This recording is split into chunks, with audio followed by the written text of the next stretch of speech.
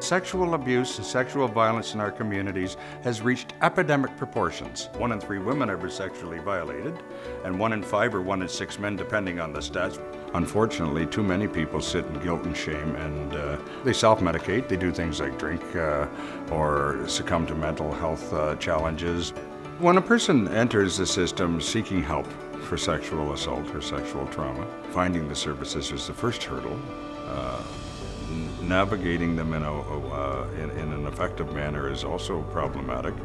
The biggest problem with the current system is that we haven't sought the information from the person most directly impacted by the abuse to determine what their needs are. Each person will have different needs. We need to work collaboratively with them to chart meaningful responses to help them engage fully in their lives. Opening the Circle is to create a dialogue between community partners, survivors of sexual abuse, and interested parties, and basically to explore 3 things. One is to create a development of a peer support program, coordinated services network, and to develop a lifespan tool.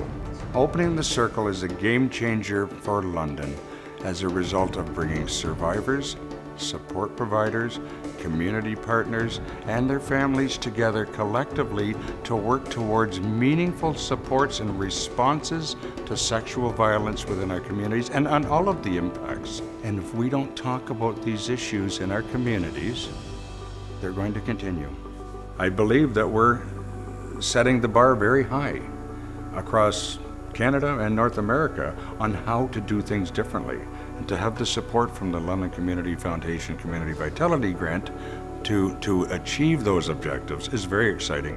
We need to rethink how we're dealing about these egregious breaches of trust against people and stop putting them into places where they're perpetual victims, empower them to become contributing members of society.